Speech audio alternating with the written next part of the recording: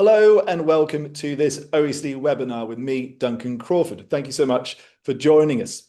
Today, we're discussing how to strengthen early childhood education and care. The OECD has just released its new report, the Starting Strong Teaching and Learning International Survey. It assesses the issues impacting nurseries, creches and kindergartens in 17 countries and subnational entities. What child development practices are common? Do staff feel supported? And what can be done to improve early childhood education and care settings? Well, the report answers these questions and much more. It is absolutely packed full of insights, and you can see the report now on our website, oecd.org, and it will also be shared with you in the chat. I can see some of you might be writing in right now. We're going to have a panel discussion in a moment to discuss the findings of the report. But first up, let's get an overview of the main findings of the survey with the OECD's Director for Education and Skills, Andreas Schleicher. Andreas, over to you.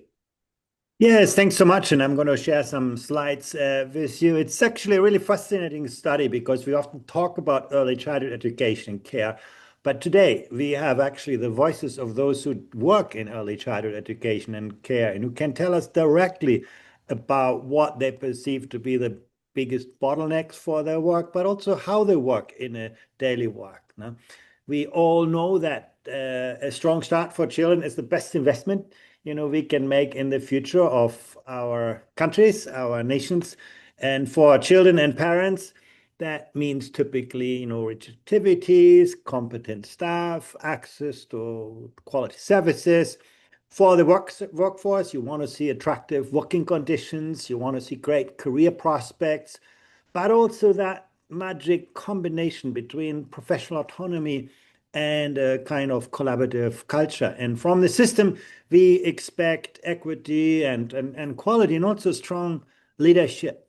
Easy to say, hard to do. So from the 17 countries that we have, let's see who's doing that well and what's behind it. So once again, TALIS Strong is our survey of staff working in early childhood education and care, the educators, but also the leaders. And it collects information from them. And these voices from the field go beyond what can be understood from administrative data. Now they give us really insights on what's happening. So we all know what matters the most for children's development, learning and well-being is to have rich interaction with adults. People call that process quality, in particularly with staff in ECEC settings. And data show that supporting social and emotional development is very common across systems. That's what educators say, is really the big part of their work. For instance, here you can see in most systems, over 80% of staff help children express their feelings on a daily basis. And that's not surprising, as social and emotional skills set the foundations for, many other forms of learning. ECC staff also read books with children, but interestingly, there are large variations among countries. In some, on the left side, you can see that's very common, and some on the right side, a lot less so. In Ireland and Canadian provinces, as you can see here, is all very common, but less so in Denmark, for instance, where the focus is much more clearly put on social and emotional development, less on books.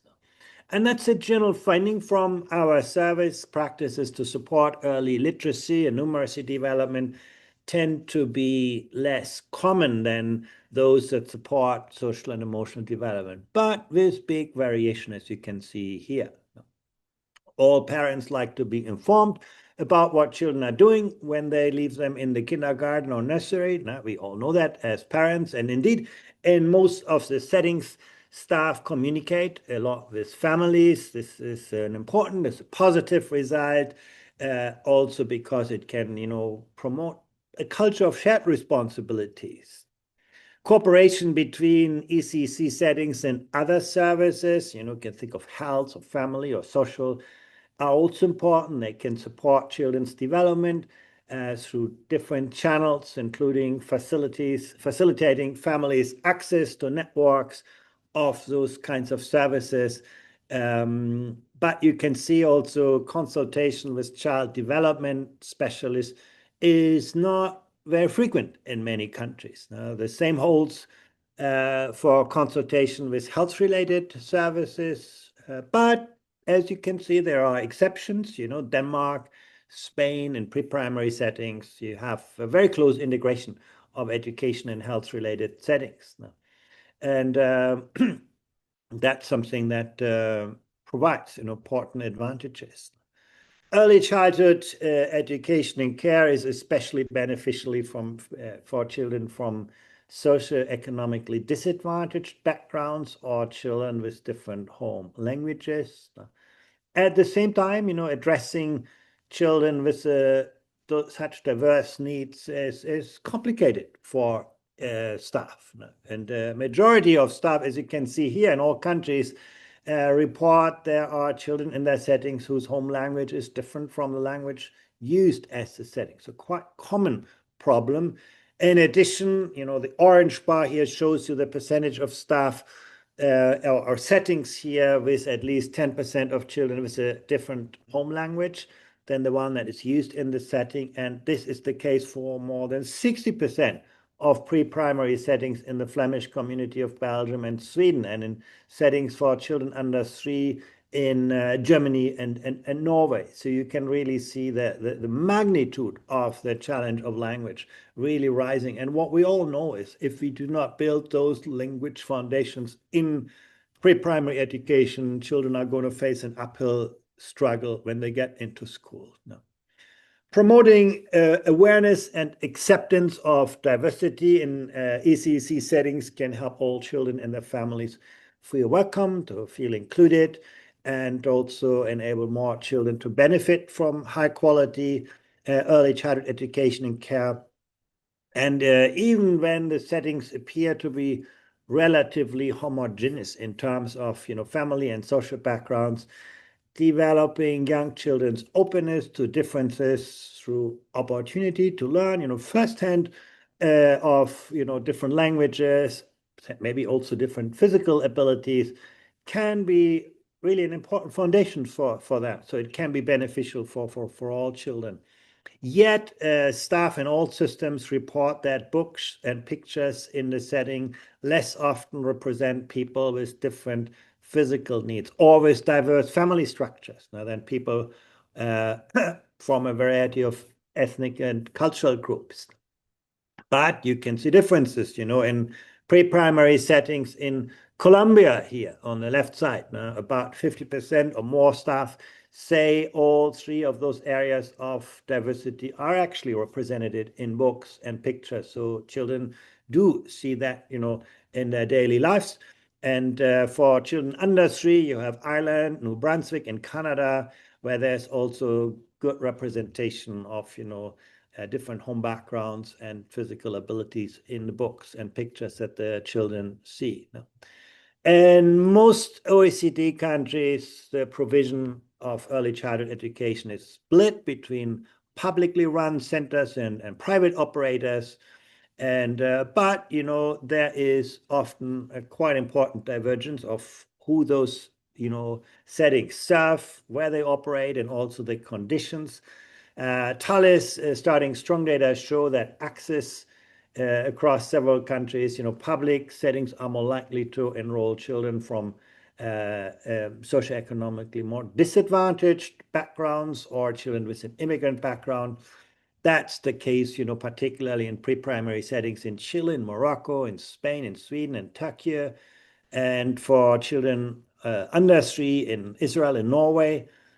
And in terms of features that can affect the quality of early childhood education, leaders of private settings in several countries report better physical environments, whether it's ventilation, noise level, space, than their public counterparts. So this is something that could reinforce social segregation. In a few countries, private settings are also more active in family engagement, something that we know is linked to better child outcomes. You can see that particularly in Colombia, in Finland, in Morocco, Norway, Spain, and Turkey. And again, that means that the most vulnerable students or children often get in the environments where there is less support for that. So I think that's something that should be of concern here. High quality early childhood education and care depends, of course, on a well-prepared workforce. The quality of those centers can never exceed the quality of the staff, and therefore, post-secondary education, especially with training that includes topics specific to work with children. That's really important to have staff develop the knowledge and tools to build the environments you want to see. And this chart here shows the distribution of staff by the highest level of education and whether they also receive training specifically to work with children. And you can see overall, higher qualifications are more common in pre-primary settings for under 3, often quite more limited. But, some countries really stand out with a high quality workforce. I marked here, Spain and Japan, where you have fewer than 1% of pre-primary staff that have education below post-secondary. And that's something I think that other countries can still work on. The profile is quite mixed, as you can see. Now, staff who work with children with diverse needs often have very complex situations in their daily practice and require to feel equipped to tailor their work to the context they face, and training that is focused on supporting children with special needs can help staff feel better prepared. But what you can see here is that most staff are trained to work with children. That was the previous slide, but this isn't always extending to children with diverse needs. That's where there is a big training gap. As the orange bar shows you here, many staff say that they need further training on supporting children with special needs. In most countries, it's the topic where actually most staff report a need for more training. When you ask them, where are you not well prepared, that often comes up first.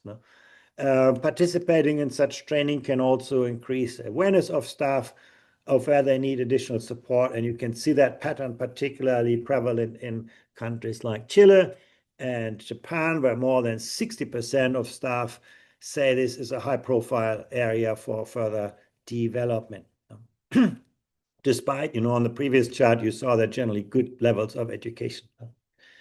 Early childhood professionals play such a vital role in the lives of our youngest, and that work can be deeply rewarding. Staff are greeted every morning with hugs, with smiles, and that's something that is quite special to the early years. If you're a teacher in secondary school, you see that probably a lot less so. And what you can see here, nearly all staff are admired by children and appreciated by parents. Now, that's, I think, a really nice outcome. Again, very different from schools, according to these data. And really, almost all of the countries, more than 80% of staff feel valued by parents. Now, and we, by the way, have also data on how they feel valued by children, and the figures are even greater. So there is that strong attachment of staff to families. But across all countries, the share of staff who feel valued by society is a lot lower. And the share of staff who feel valued by society drops to below 1 in 3 in Chile, Ireland, Japan, Norway, Sweden.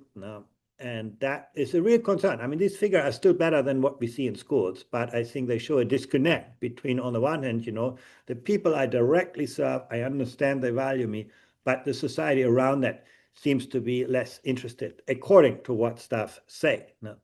And probably, that appreciation from the people around you comes from, your daily interaction with them, your daily communication. But beyond the walls of those settings, that recognition isn't as present. Also in society, often there is still the association that, oh, these are just, caregivers. They are not, skilled professionals. So something to work on. And according to leaders, Staff absences and staff shortages are the main cause of lower quality education and care environments. That's a real issue in the early years. In some countries, staffing problems are particularly bad. You look at Germany here for staff absences and at Ireland for shortages of qualified staff in under three settings. So these numbers are really, really high. Becoming a leader is not among the most likely reasons for staff to consider leaving the role in the next 5 years. That's what you would hope, that, if you want to leave, you leave for staying in the sector, maybe in a different position. But you see, that's not the case, and it reflects the quite limited opportunities for career progression. No, and in fact, in many systems, more than 30% of staff consider that they could leave the sector in the next 5 years. So signals for quite a big turnover. And in some countries where staff consider becoming a leader, such as Norway, Finland, Denmark, and Japan, there are larger percentages of staff who consider leaving the sector. No? So there are possibilities, but people are just not interested. No? And better aligning pay with needs of the sector may not be fully or quickly possible. No, that's always, very resource intensive. But, probably we could do better in having clearer career progression and, possibilities within the sector to attract and retain the staff. No? Low pay in the sector contributes to staff feeling undervalued by society. Now, that's not unexpected. In almost all of the countries, a majority of staff are dissatisfied with their salaries, and even in the numerical comparison, salaries are quite low. But as you can see, there are exceptions. Flemish community of Belgium, Colombia, Spain. For pre-primary settings, satisfaction levels are quite good. But there are also other aspects of the working conditions. In fact, in almost all of the countries, you have a large majority of staff who are happy with the level of autonomy they have to shape their practice. That's very important too.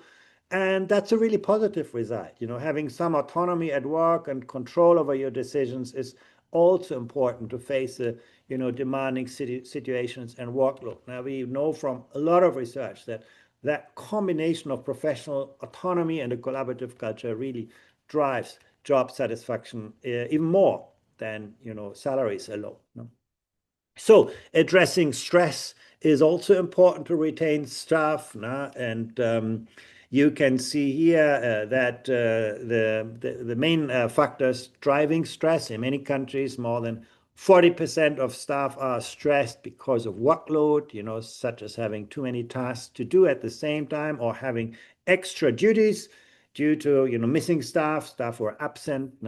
And in addition, accommodating children with special education also is seen as a source of stress. In fact, in pre-primary settings in Germany, Denmark, and the Flemish community, Sweden, Finland, it's a source of stress for a majority of staff. It's good that we understand those sources. That's the first step, to doing something about those things. No?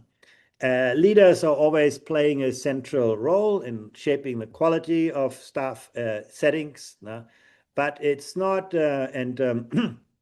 you can see it's not a daily routine. Providing staff with regular feedback is something that you would want to see, but it's not a routine practice in all systems. Now, this slide shows you the percentage of settings in which leaders provide feedback to staff based on their observations, at least on a weekly basis, and you can see huge variation. Now, for example, you have more than 60% of leaders in Denmark and in Israel who say that they provide regular feedback, but you have fewer than 20% of leaders in Sweden or the Flemish community where that's the case.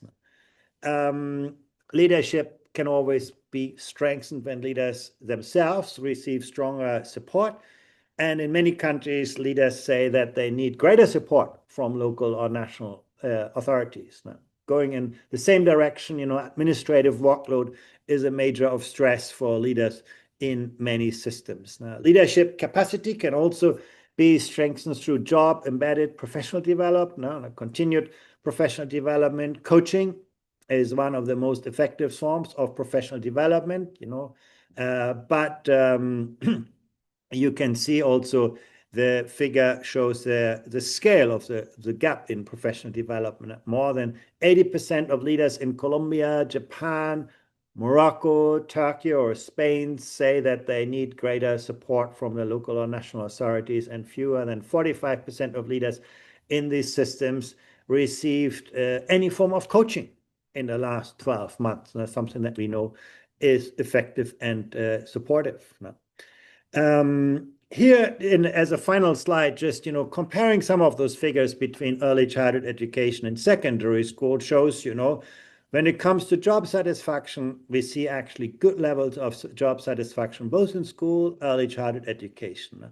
When it comes to satisfaction with salaries, school teachers are a lot more happy with their salaries than teachers in the early years, and we see actually that reflected in the actual salary. So that's not a surprise. It's clearly something education needs to do, given that we know that it's the youngest children where we really need the best support. Stress is quite similar, a little bit higher at the school level. Shortages, also about a quarter, quite similar with school levels. Feeling valued by society is higher in the early years than in school, but as I said, it's not very high in general in most countries. And then, adapting their practices to children with needs, you can see that there's a lot to do, but in fact, early childhood education seems to be doing better than what we see in school later on. A lot more in the report, but I want to leave enough time for our discussion here. Thank you very much. Thank you so much, Andreas, for outlining the findings of the survey there. Obviously, loads of information to get into, and very interesting to see the differences between countries, which are quite stark in some places. I think it's a good time to introduce our panel. Joining us on the panel today, Anne Lambrechts, founder and coordinator of Elmer Childcare Centres in Brussels, which care for children up to the age of 3.5. Thank you for joining us, Anne. Alejandra Cortazar, an early childhood researcher and international consultant. Anne-Marie Brooks, Assistant Secretary in Ireland's Department of Children, Disability and Equality. And Andreas Schleiss is staying on with us as well to take your questions. Thank you so much for joining us. And where to start? Let's start with Anne-Marie Brooks, maybe, from Ireland's Department of Children, Disability and Equality. Anne-Marie, thank you so much for joining us. I don't know if that's your microphone or someone else's. We'll see. Ireland seems to have done pretty well in many aspects of this survey concerning child experiences. What areas do you consider Ireland is doing particularly well in, and where does it need to improve?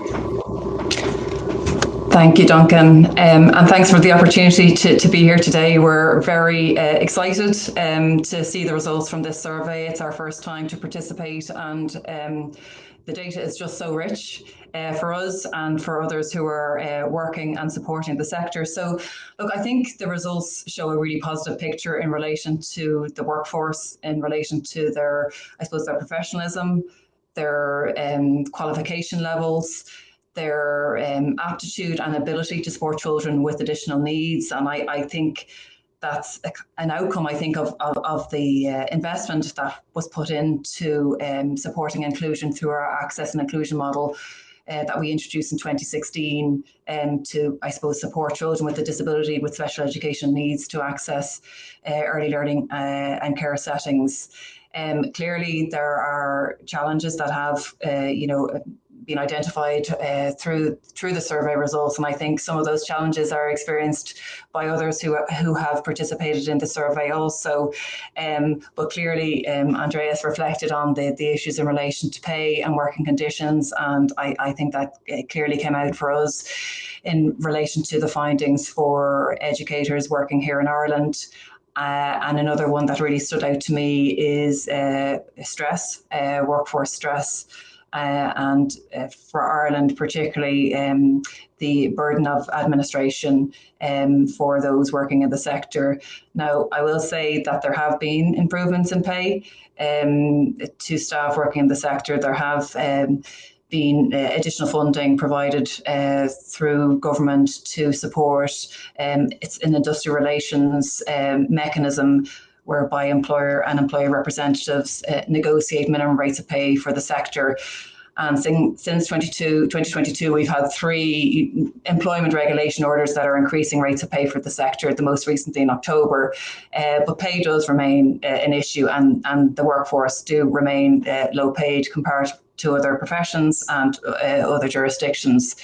What I'd say as well in relation to stress, I mean, it's clear from the survey that staff are feeling the burden of administration, and it is diverting them from their time with children, and that's something we are acutely aware of, and we are in the next month publishing an action plan to reduce the administrative burden that's placed on educators given the challenges that they experience, and I suppose how it diverts them from the time with their work directly with children. Okay, thank you so much for that. Let's bring in Anne Lambrechts, because Anne runs childcare centres in Brussels, and Anne-Marie there mentioning, pay and stress as major issues. What's it like with your workforce? Are they stressed out? And if they are, how do you tackle that? How do you deal with it?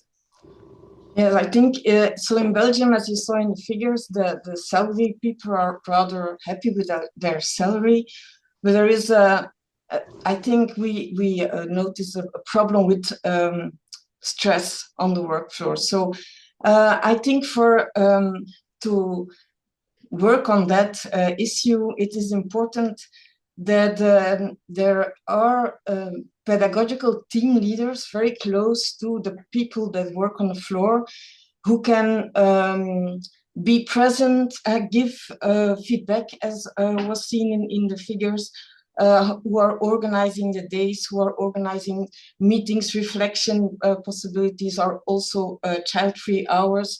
So I think that is something in particularly in Belgium is lacking. That is the function of team leaders close to the people on the floor, and also to address the stress situation is the ratio, the children to educator ratio. In Belgium, we still have to do a lot for that to make it better. Thank you so much for that, Anne. Let's bring in Alejandra Cortazar, an early childhood researcher. What did you find most interesting from the survey findings? Was there anything which surprised you in particular? Yes, actually, I was worried about the lack of emphasis on foundational learning, so that the teachers focus more on social emotional. I was struck that in some countries, teachers read books to children less. I mean, half of the teachers read daily to children. I'm not advocating for a schoolifying, but I think that the first years of life are critical, and we should be including practices that support cognitive learning, and the children can improve their foundational learning. So that's something that struck me about the results. Also, the common need to have more training on working with children with special needs. I think that that's something that I've seen on the ground a lot in different countries, and I was impressed that it was something that it was global. So we see that now we're facing a challenge that maybe it was not here 20 or 30 years ago. So that the teachers now, that they are already working with children, they feel that they don't have enough skills to work with the children that they have now. And I think that that's a great issue and a challenge that we have, that how do we train teachers to work with children that have different needs, that need more attention, that we need to adjust what we're doing. And also, I think that I was worried about we also had this result in 2018, but the amount of people that want to leave the sector, so that they have been trained, they study even a professional career, and that they want to leave the sector and go work somewhere else in the next 5 years. So I think that we have an issue of also retaining teachers. So those are 3 ideas. Thank you very much. To pick up on the first element you mentioned, let's bring back in Andreas Schleicher, because it is interesting that early literacy and numeracy development tends to be a lot less common than supporting social and emotional development. And I wonder, Andreas, how important a finding is this? Essentially, should pre-primary settings and those for under 3 settings, should they be spending more time helping children learning the basics for reading and adding up? It's a hotly debated issue and quite, controversial. I mean, the sector is still dominated by a care tradition, and the educational component is still limited. And there are good reasons why we do not want to see school being pushed downwards, sort of early childhood education becoming more schoolified. At the very same time, I think we all understand the importance of good foundations in language, and we need to find ways in which children can intuitively prepare for being, and these are kind of pre-literacy skills, pre-numeracy skills, the kind of curiosity in this, understanding, letters and all of that. There's a lot more that education can do to prepare in a healthy way, in a way that works well for children, to prepare those foundations, particularly for children who have, less exposure to that from the home environment. So yes, absolutely. I do think that's a very, very important agenda for the future. We need to make the transition from access to to quality, and from care to education. And clearly literacy, numeracy, the foundations for that need to play an increasing role. But, I recognize there are divergent views on that, and there's still, I think, a perception that we should not, too early bring in, an academic focus, and which I would agree. Thank you for that, Andreas. Caroline has written in on the chat saying early language is an absolute predictor for later progression and success. So early literacy and numeracy is an essential component of early education. And a question here, Anne-Marie Brooks from Ireland. I'm going to ask you this question here from Rachel from Australia, who asks, how can we best communicate to parents the importance of early numeracy? Well, I think, I think it came through the survey findings itself in relation to kind of the value of early education, the value of early learning and care. And I think there's a kind of a strong need for us in the department, and to engage directly with children, for educators to engage directly with children. And I think we see a very strong record among educators of doing that, having those informal connections with families. I think Ireland fared very well in relation to that, transferring, I suppose, what's happening in the setting, how children are engaging with early literacy, early numeracy, and bringing those kind of messages back home to families. I think from the department's perspective, we are trying to kind of run out a communications campaign in relation to the value of early education, the value and supporting home learning, and trying to resource, I suppose, families with tools and techniques and resources, I suppose, to support home learning. So in relation to literacy specifically, we have in Ireland a little library initiative, and I think that's why we're seeing very strong performance in relation to educators reading to children quite regularly. We have an initiative where we gift books to settings across the country. We have an initiative where we gift book bags to families as well, and we are trying very well to connect families and settings with the local libraries. And the Little Library initiative that I just mentioned there, we've seen through that where children are gifted books through their early learning and care settings, that they join the library. And we saw 35,000 children of preschool age join the library just this year owing to that initiative. So I think it's the communication from the setting that engages engaging with educators and families, but also the role that we can do in terms of making the connections between services, families, the local libraries, and other early literacy initiatives. And the book gifting books to the home, I think, has been really important element of that. Thank you so much for those interesting insights. Very interesting indeed. Alejandra Cortazar, if I can bring you back in. What does the research tell us about what works best to support young children's development when it comes to numeracy and literacy skills early on? Are there particular types of interactions which staff working with young children should really be focusing? Are there specific types which you would recommend?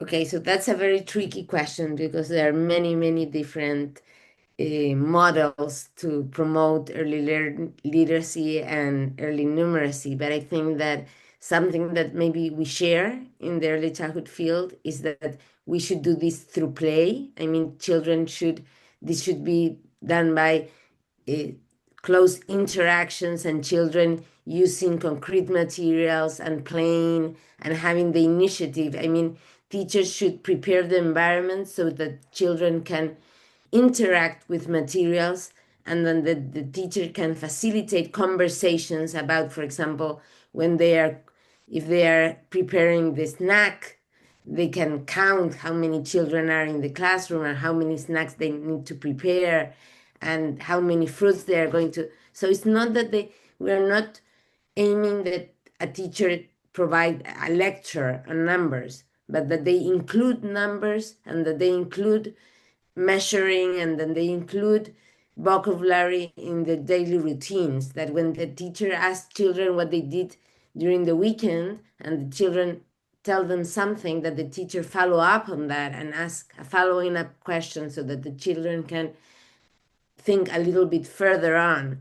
So I think that there are different models, so it's not at this time, but I think that the pedagogical is one thing, is being there with the children and asking good questions to children is very important, and also using the day-to-day real life experience and preparing the environment. If the environment has interesting things, you can connect with children and ask questions, but teachers need to be prepared. And something that the survey shows is that teachers don't have enough support in process quality.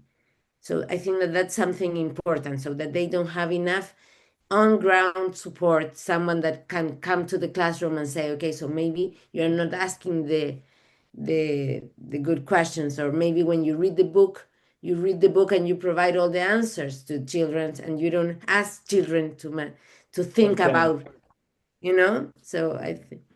Really interesting points you're making there. And I want to bring Anne Lambrooks in, because you obviously run childcare centres. And so do staff get support where there's people pointing out where they are doing effective practices or not?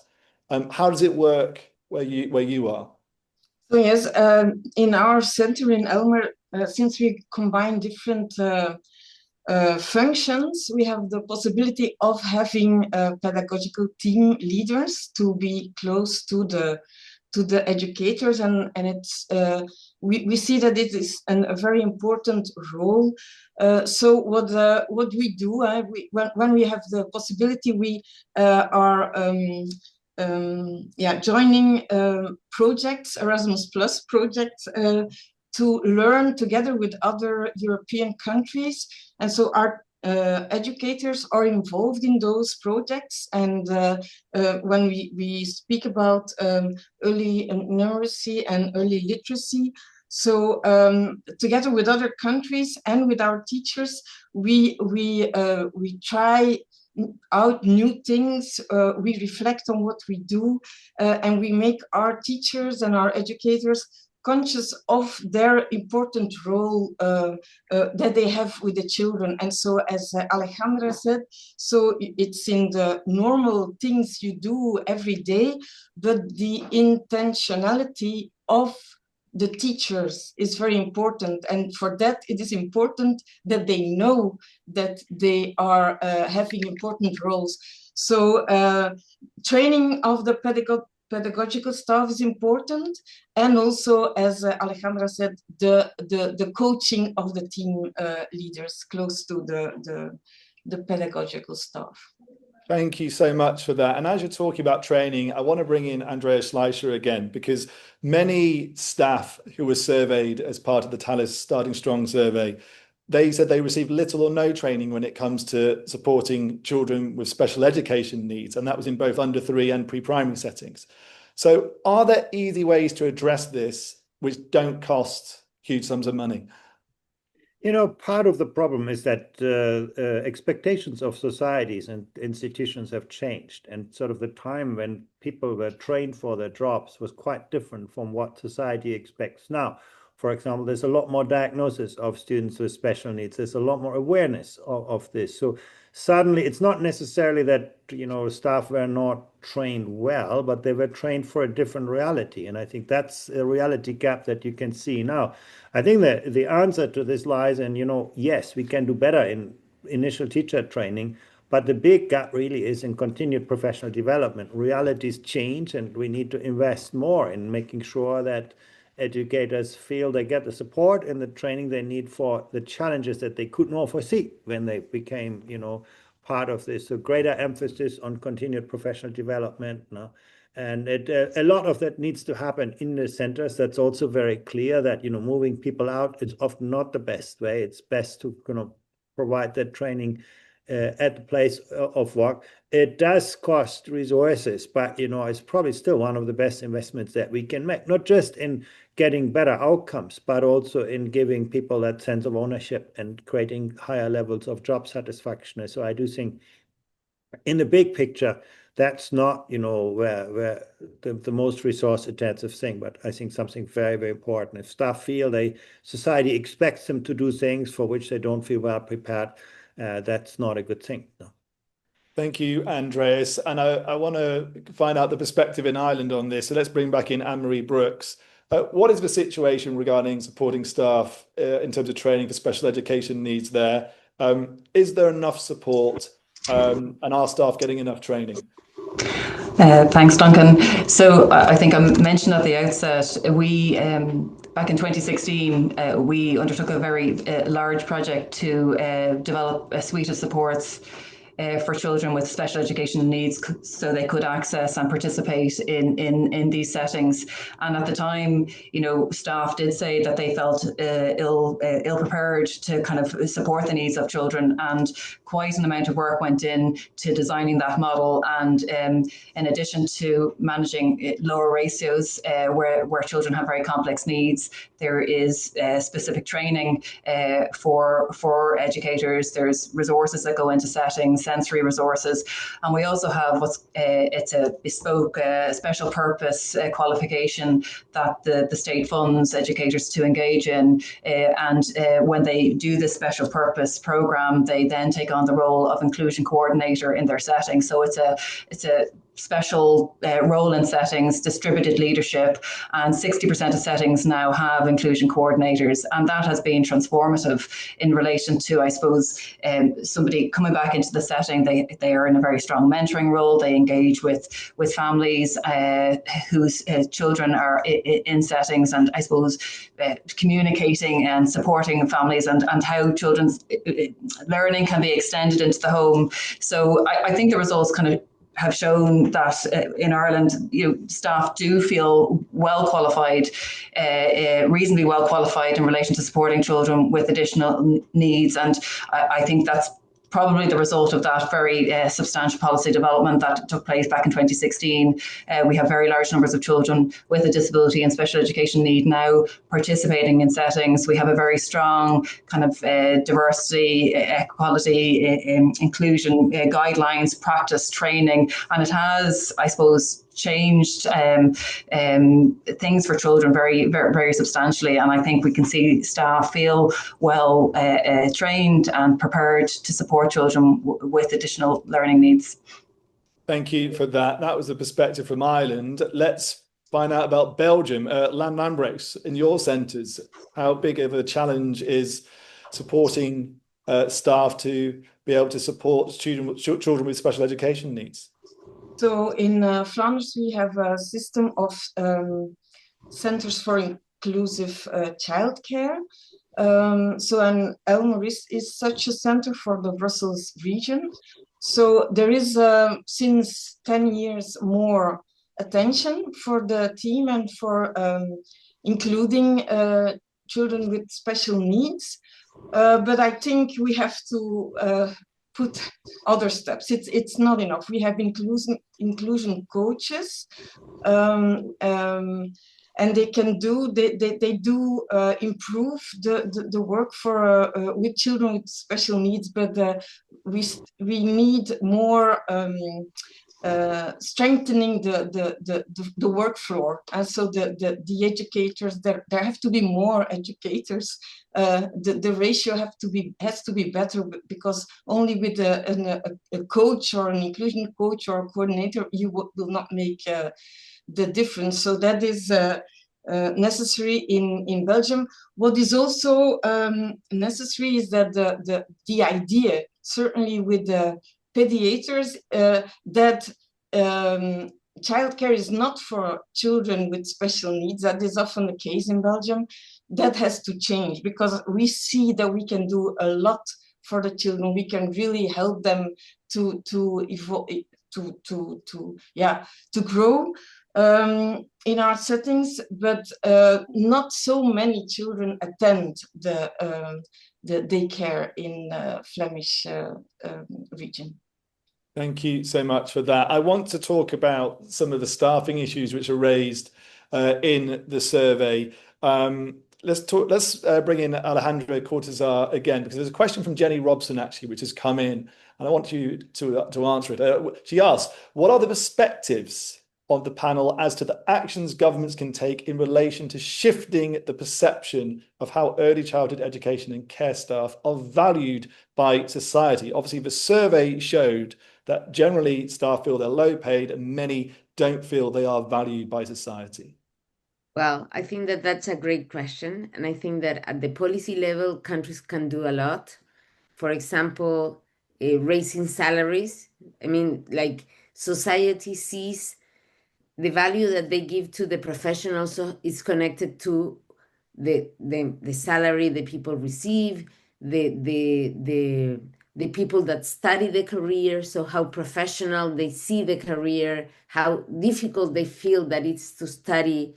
And for example, there are initiatives in countries that they provide scholarships for people that want to study the profession, and so that they try to promote that people with that higher level students wants to study, so that it becomes a more valuable profession.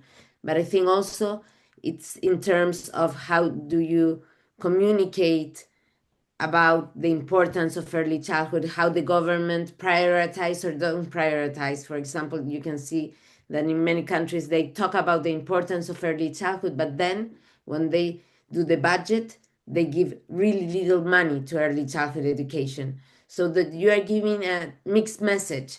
So I think that the society needs to really be consistent. I mean, the country needs to be consistent between what they say that it's important and the actions that they take at the policy level, so that they fund and that they provide good funding, and that the teachers receive a good salary, and that they have a good adult-child ratio, and that they have the support of the municipality, or also that they have the autonomy to take decisions. So all those things. Thank you so much for that. Lots of stuff to dig into.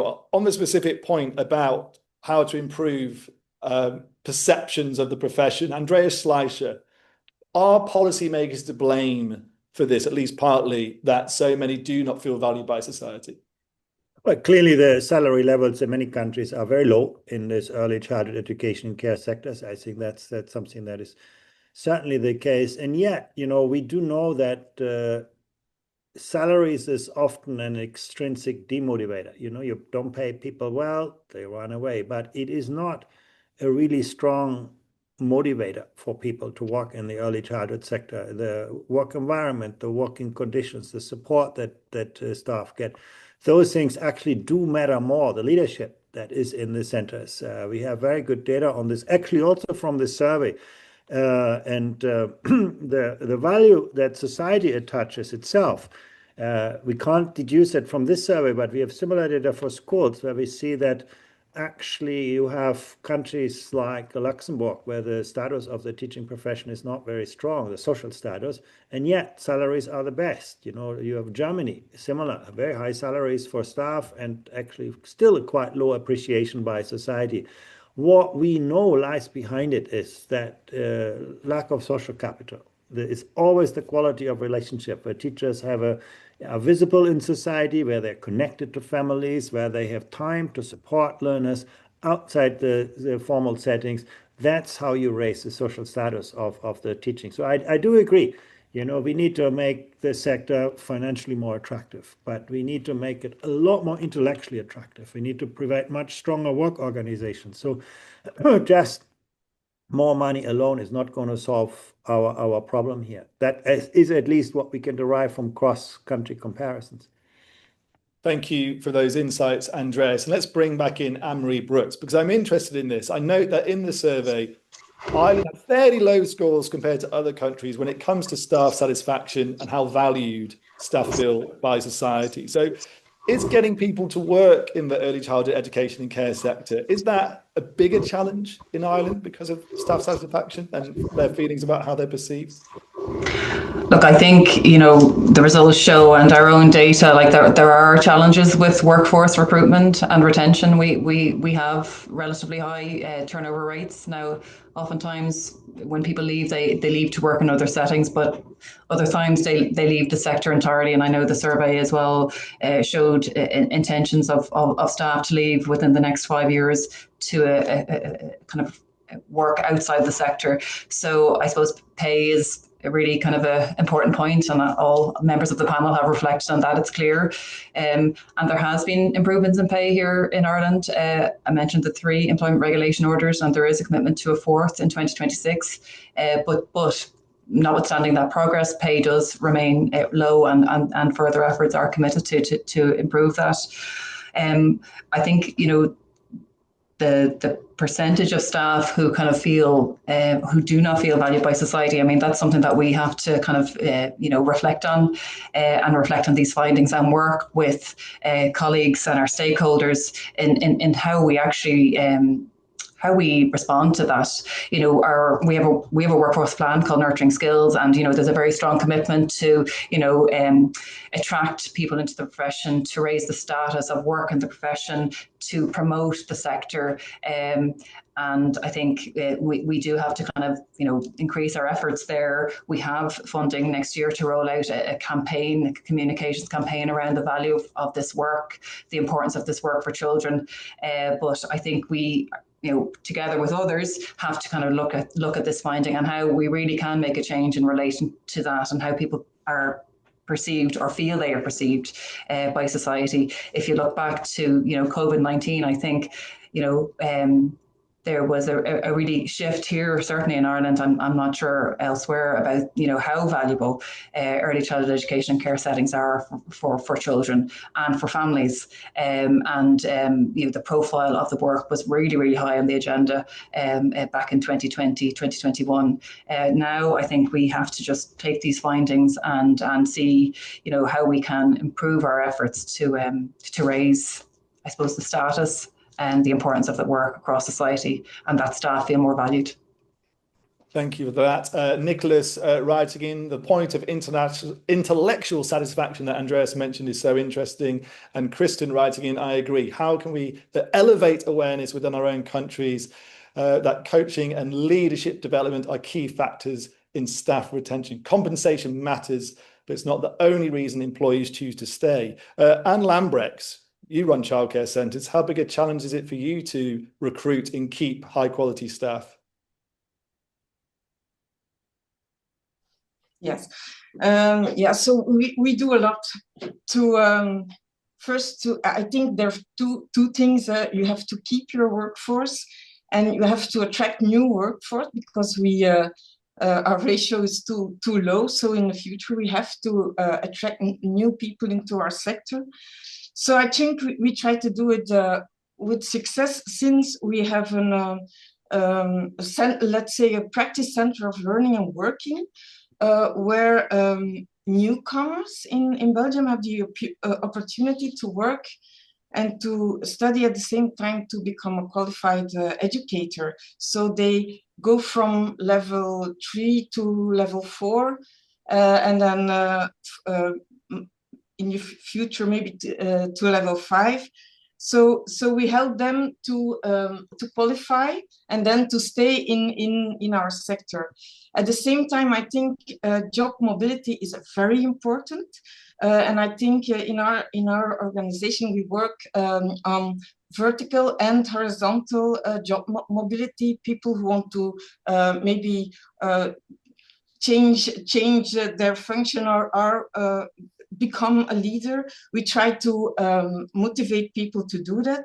And I think also a good HR policy is important, and and have attention to retention, to the well-being of the people, to opportunities of education, of reflection. That's why the international projects like Erasmus Plus are very motivating for our staff.